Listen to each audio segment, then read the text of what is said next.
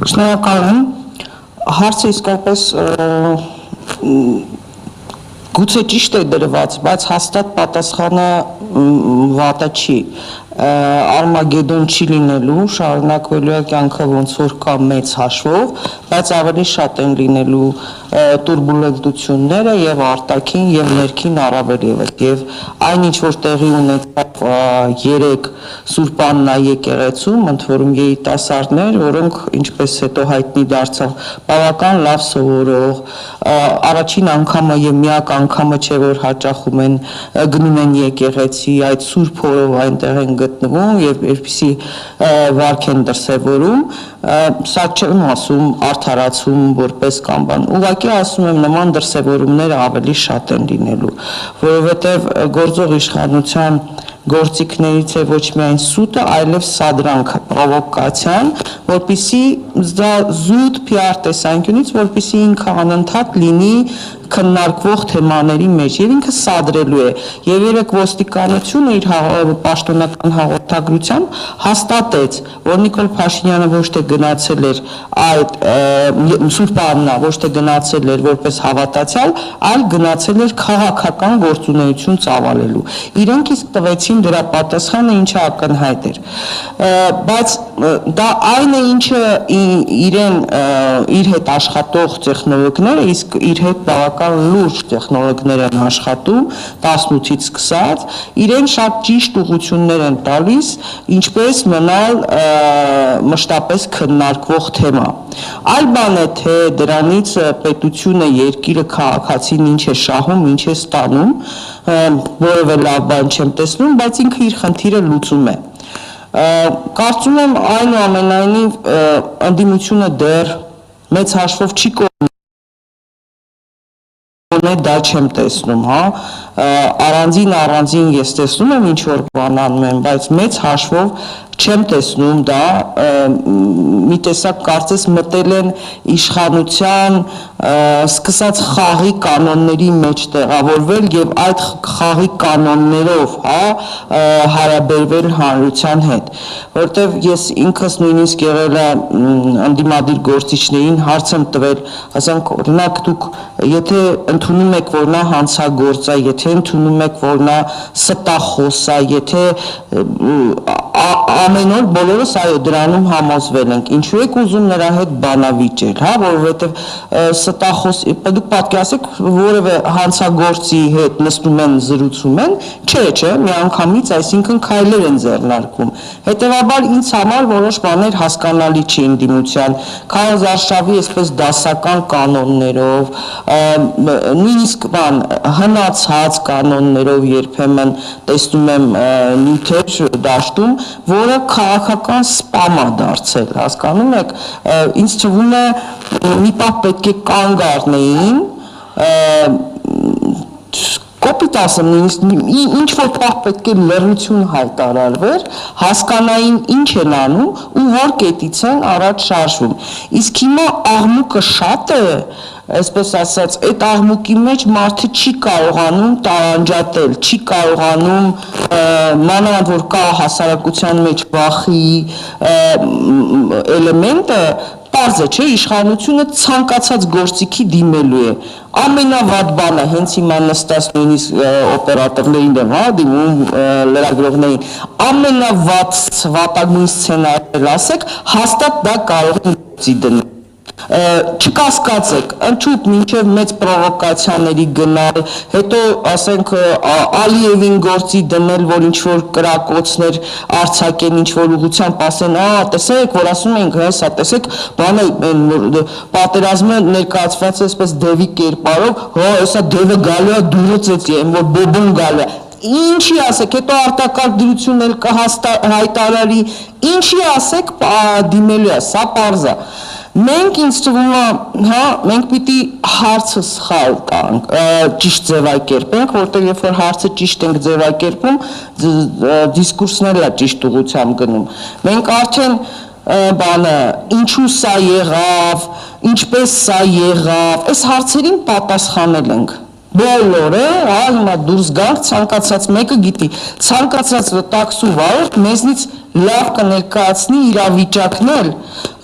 դեպքերներ, օրինակներն էլ, փաստերը ամեն ինչ շատ լավ կներկայացնի։ Հիմա որտեվ երբ որ ասում ենք ինչու է սենց եղավ, մի տեսակ թաշկինակով հարց է, էլի, որ պիտի թաշկինակը վերցնես, հետո սկսես լացել, բանը աշխարհն է մեղավոր, չգիտեմ, բանը Սորոսն է մեղավոր, բոլորը։ Այո, մենք որպես լրատվամիջոցներ, միշտ արձանագրում ենք, հիշեցնում ենք դա, նույն օրինակ առանձին երկրների հիշեցնում ենք, ասում ենք դու 44 օրյայի ժամանակ սա չարեցիր, Ռուսաստան դու սա չարեցիր, Ֆրանսիա դու սա, Միացյալ Նահանգներ դու սրա վրա աչք փակեցիր, բայց փաստ է, իրենք ունեն իրենց շահերը, հարցը պետք է փոխել։ Ինչպես դուրս գալ ես իրավիճակից, երբ որ հարցը ուրիշ կերպ ես դնում, հա, այդ թաշկինակը արդեն գցում ես մի կողմ, ու դու հարցը դա, որը մղում է գործողության, որը ենթադրում է ռազմավարություն, որը ենթադրում է քայլեր։ Դաշտում ես չեմ տեսնում սա, հասկանում եք, ընդդիմադիր դաշտում մեծ հաշվով, ես տեսնում եմ առանձին խաղ։ Ես անկեղծ ասած այն մարդկանց թվին եմ պատկանում, որը չի հավատում, որ հասնելու ենք ընտրությունների, անկեղծ եմ ասում, ավելին, եթե ընտրությունների օրը, հունիսի 7-ին ինչ-որ քվեարկություն եղավ և հա, ինչ-որ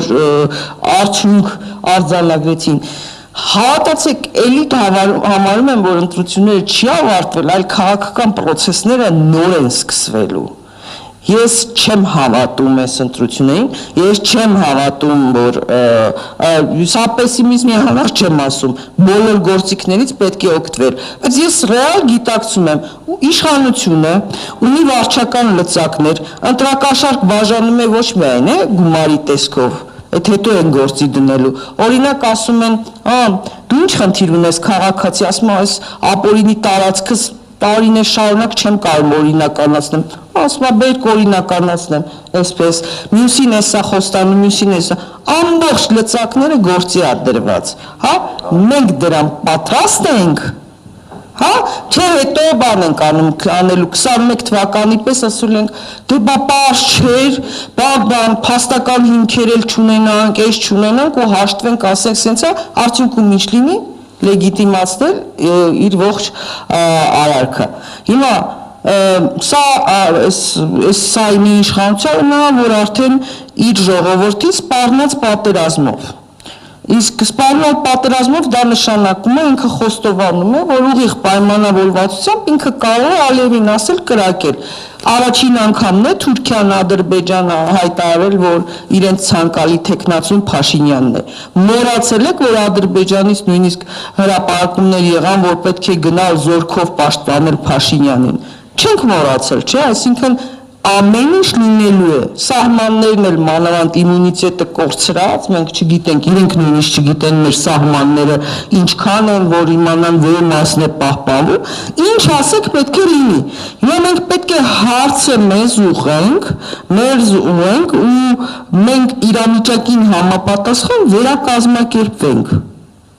Ուղղակի վերակազմակերպենք, որովհետև աշխարհը չի փոխվելու, մեր հարևանները չեն փոխվելու, իրենց շահերը չեն փոխվելու, հետևաբար մենք հարցը մեզ պետք է տանք։ Մենք մեզ քննադատենք, մենք մեզ հասկանանք, ավելին որոշ բասու պետք է հրապարակային լինի, բայց աշխատանքներ պետք է լինեն վարակույրից, հա, կուլիսների հետևում։ Այդ աշխատանքը չեմ տեսնում ես։ Որպես քաղաքացի եմ սա ասում, ոչ թե որպես միության նախագահ կամ լրատվամիջոցի ղեկավար, ես դա չեմ տեսնում եւ մի շատ կարեւոր մի բան էլ, որ ասում եմ հարցադրումից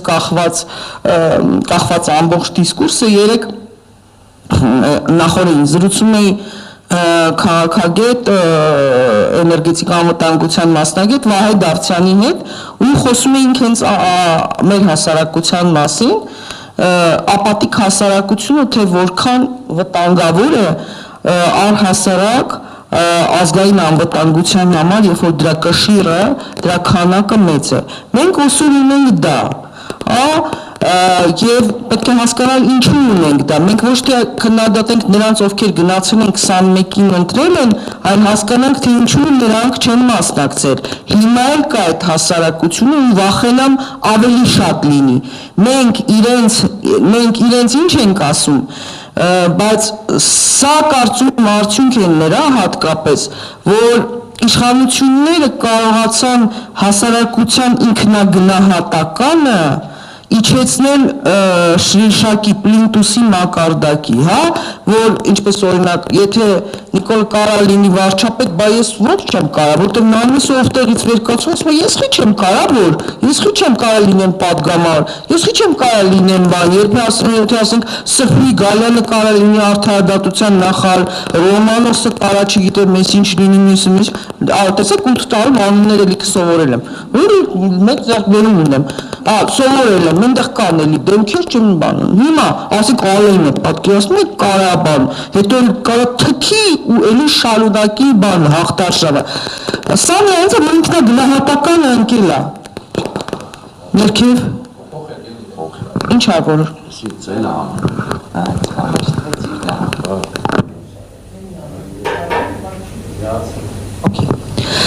Հա, այս ամբողջ խնդիրները նրանից են, որ օրինակ որ ասում են, բանա կարա, ես չեմ կարա, բանա կարա, ես չեմ կարա, շրջան, այդ հարցը ինքան անբնական, բայց երբ հատկապես մեր իրականության մեջ մտավ այդ հարցը, եթե նա կարա, ուրեմն ես էլ կարամ, չէ, դա նրանց ինքնագնահատականը իջել է, բայց ոչ թե անորակ մասան է շատացել, այլ որակել ինքնապարփակվել է, իր մեջ է փակվել, խնդիրը սրա մեջ է, և մենք, հա, այդ թվում ես ինձ եմ ասում,